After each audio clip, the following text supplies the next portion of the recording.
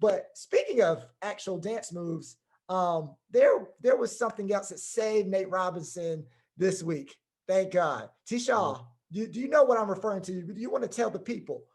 True. Yeah. It was a hot mess going on. I don't know if y'all was on Twitter. I don't know if y'all was on Instagram, Facebook. I know it was going up everywhere. So, True Kitchen and Cocktails um, is a popular restaurant bar thing in, is it Dallas? Might have been Dallas. I know it's Texas. I believe it's Dallas. I'm pretty sure it's not Houston. But it's a popular, it's a black-owned restaurant. When you're looking at their menu, they sell like Douce slushies, lamb chops for like $50, greens, different things like that. It's a very black establishment. It's for black people by black people, allegedly. Um, what day was this? This must have been Monday, maybe. Probably. I believe it was Monday. And it might have been from Sunday the day before. So there was a young lady. So there was actually a bunch of people. There was a bunch of people in the restaurant, which stressed me out because coronavirus. Like, Right. I don't care. Um, but they had a DJ playing, and then they had all the hits. So I know Meg's Body Yada Yada Yada came on, and some people felt compelled and moved by the spirit to get up and twerk, and it caused a big commotion with the owners. It seemed to be that the owners came to them and let them know that like this wasn't the establishment to be dancing at, and then that song actually came on, and then she got up and started twerking again. I believe she got somewhat on the table and was twerking. But there's a lot of things that's going on with it. They were saying that like a lot of them had been waiting for their food for about an hour or 2 hours. It had no, I don't know about 2 hours. 2 hours sound like a long time, but I think about an hour. In the meantime, they were drinking these Douce slushies that they sell in these Douce bottles. um, and I think that like with all of like just the ambiance, the environment that was going on, it seemed to be that they were moved to twerk. And that caused a big commotion because the guy came out there and he, in my opinion, was very rude. And he came out and said like, this isn't the establishment for this. Um, I made this for black people. I put my heart and soul into it, which I understand as like as a business owner, like this is what you do. And he said like pretty much that he wanted them to be respectable. He said, I have men coming in here and I tell them to respect themselves. So if you're twerking, um, you're clearly not respecting yourself.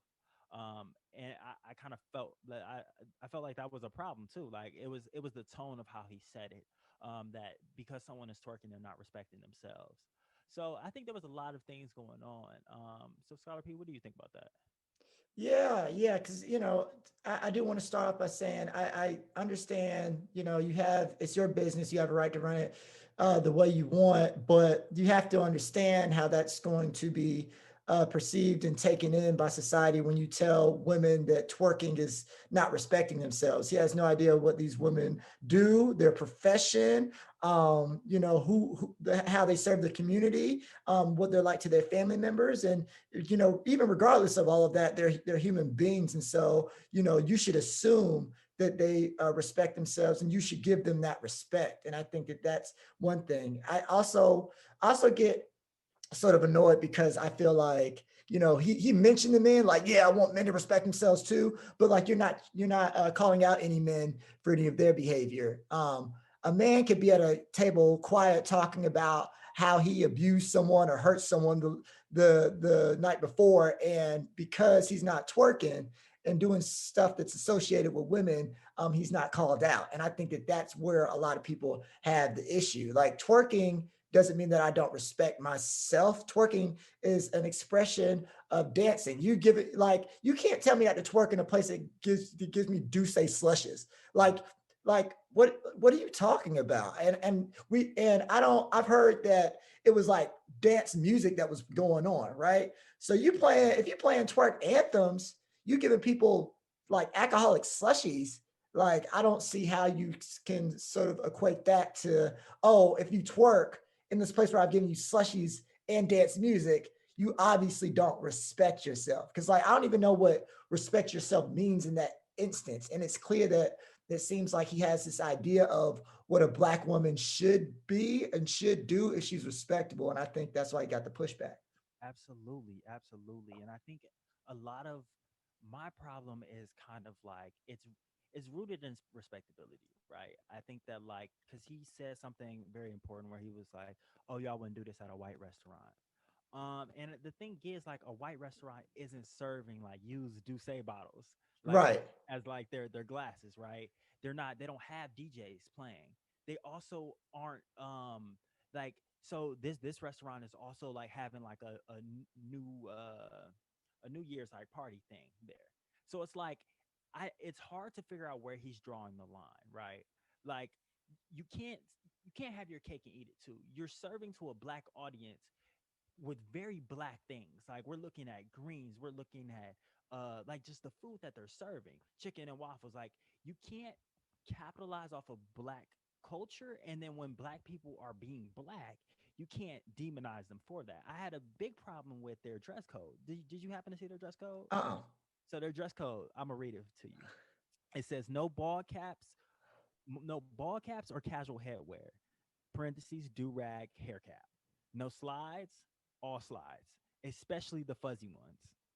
No tank tops, no bodysuits, no explicit words or visuals, no jerseys, no sagging pants, no sweats, no sweatpants, yoga outfits, or gym clothes. It seems, and to me, that's is very targeted. That's directly at black people. Like I've gone out and I've seen things where it's like no jerseys, no white tees, no do rags. There's like they're saying no, but what they're saying is they don't want this type of black person in there. So that's really my problem, and that's where I really like kind of get angry because it's like you're making money off of black people, but then you're telling black people how they should be. And I'm not saying that the black lady that was twerking, I think she was partly dead ass wrong because it's like I understand if she was twerking, she got up out her seat and was twerking, but like, okay, you put your feet on the table. You know you ain't supposed to put your feet on nobody's table. Right. Like that's where I think she wrong at. But that's probably the only place. Like if they got up and started twerking, it's like this is the environment, this is the ambiance that you have created. So like you can't have your cake and eat it too. If these are the people that you want to be in your establishment, like because he was saying like he wants like respectability. That's what he was kind of saying in his thing. And I understood it in a way because I'm like, if my parents were to go here, they probably would have felt the same way about like women twerking everywhere. I think older generations like are a little bit more conservative in that way. It's built on a lot of respectability, but that's not his audience. Selling Douce slushies, my mom not going to get Douce slushies. That's what I, yeah, like, come on. So Yeah. again, it's just like it feels to me that he wants his cake and he wants to eat it too.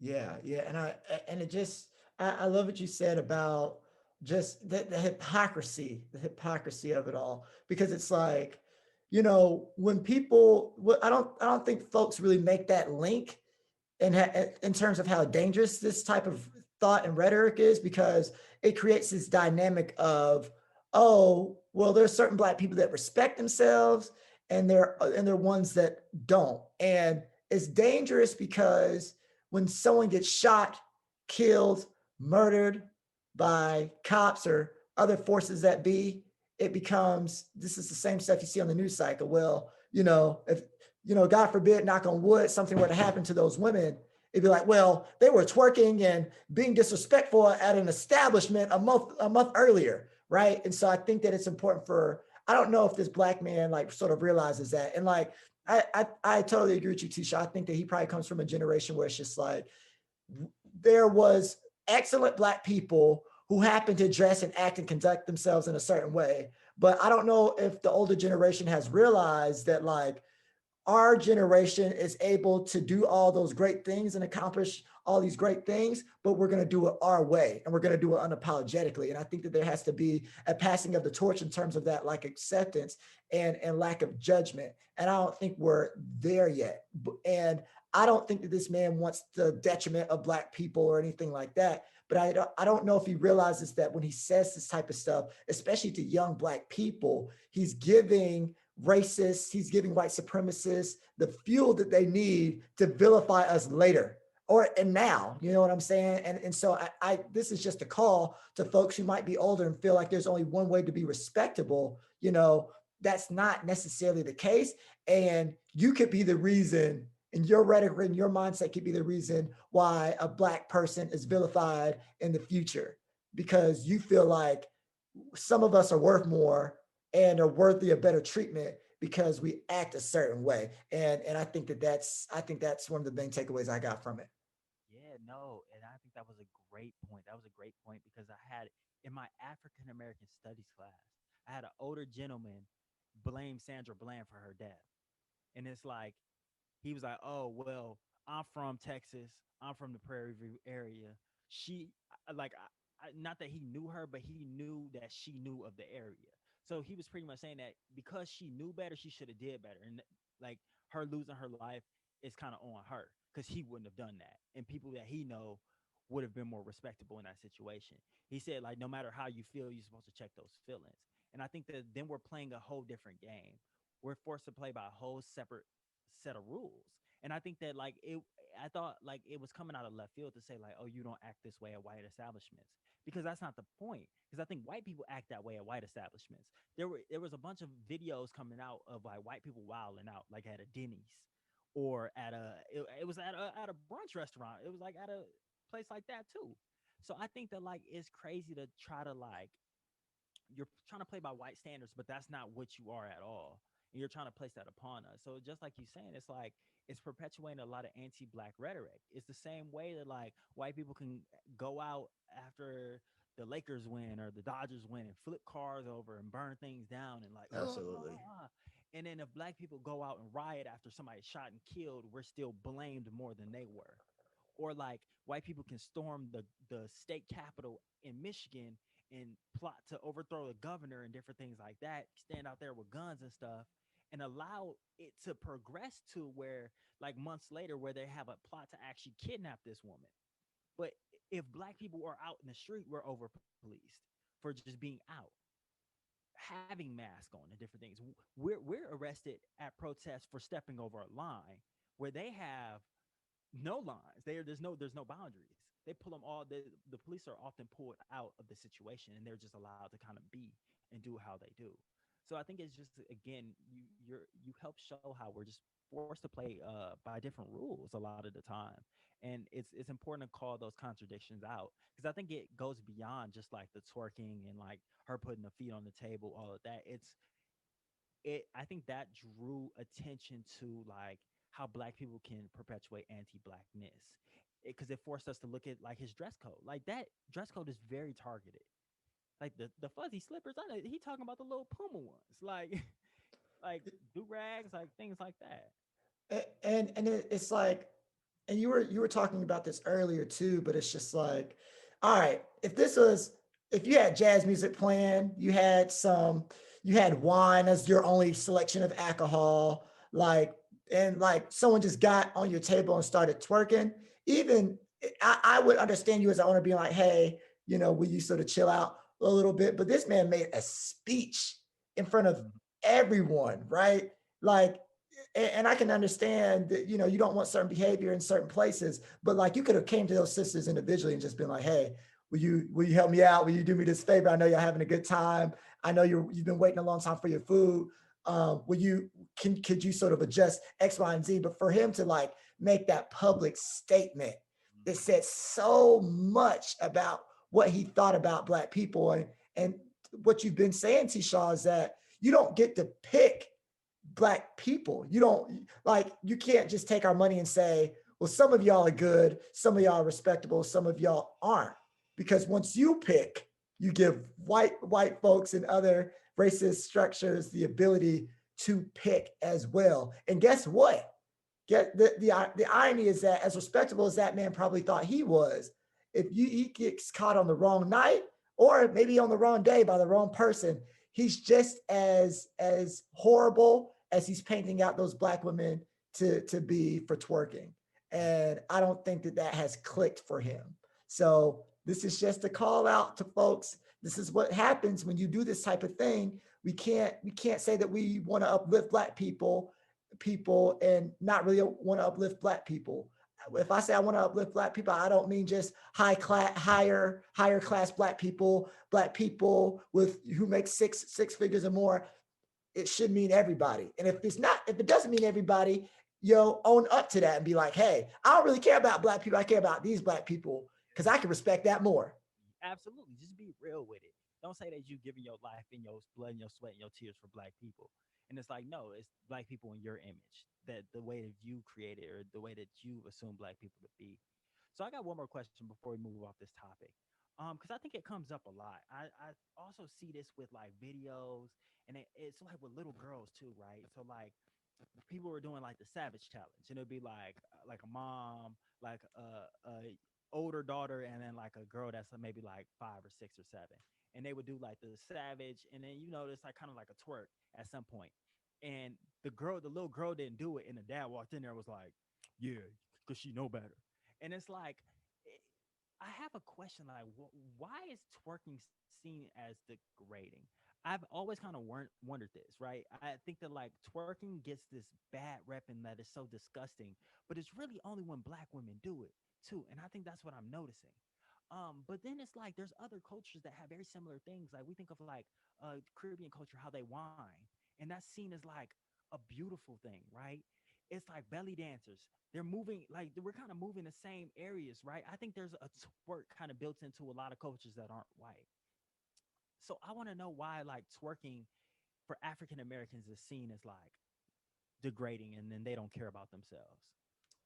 Yeah, yeah. And you make a great point. Something that comes to mind for me is when Miley Cyrus twerked on Robin Thicke, and like it was like, oh, da da da da, like Miley Cyrus, and like she didn't like lose her career, or I think she was seen as a wild girl, but it wasn't anything that was super damaging to her.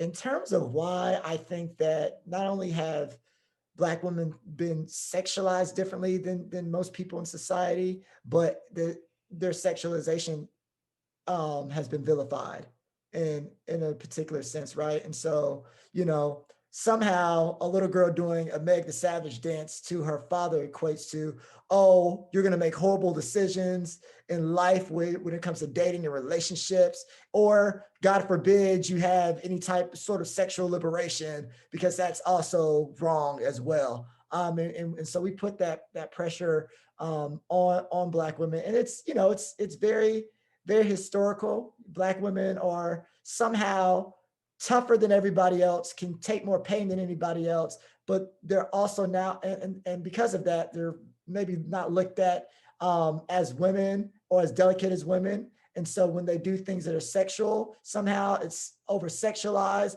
It's like there's a lot of contradicting messages that we send to Black women, like y'all are super sexy and sexualized, but y'all are also these tough beings that can take all this pain. But then also you're sexualized, and even though you're the most educated, and you have so many degrees, so many of you all are college educated. When you twerk, somehow all of that's going to go away. Like so it's really tough to get into the root of why that is. But what I can say is that there are a lot of contradicting messages that America sends Black women, and I think we have to reconcile with that. Yeah, I appreciate that. Like, I know this is kind of around the area that you study, so I thought it would be a good question to be able to kind of think through, like, what's going on here? Because it's not just a one-time thing; it comes up a lot of the time, and it was something definitely important to point out. Well, and what I will say is that even Black women amongst themselves have. There's a history of Black women amongst themselves having these conversations and discussions too. There was something called the National Association for Colored Women, and Ida B. Wells was going at it with, I think, Booker T. Washington's wife, around respectability, because Black women weren't looked at as delicate. They were looked at as these beings that can handle all this pain. They were put in the same prisons as men. Like it was terrible. And so that's sort of where this we have to dress a certain way, talk a certain way, and come off as delicate so we can be compared to white women comes from, versus no, we need to be radical. We need to embrace who we are fully, in terms of sexual liberation, in terms of sexuality, in terms of not being ashamed of what we do with our bodies. And so historically, those things have always been sort of going against each other. And I think that what we have to remember is that racism and white supremacy has been at the crux of that, right? And so the truth is there should be room for the Black woman who wants to act one way and the Black woman who wants to act another way. And we should not be judging each other on that. But racism pushes us to do that. And I think that if we recognize that while it's happening, or when we have that preconceived notion, we'll move further along as a society. Yeah, I love that. I love that. Like racism and anti-blackness forces us into this box. And if we're not acting this perfect way, then we're vulnerable, right? But I think the jig is that we're always vulnerable. We can act Right. the exact way that they tell us to act all the time. Um, and we'll still be like killed for that, or we'll still be uh, violated for that, right? So I think that it's a catch 22. It's like we can try to be who we think they think we should be, and it still might never work. Just like you were talking about with the owner or whoever we put in this situation. So I really Absolutely. appreciate that. No, absolutely. Absolutely.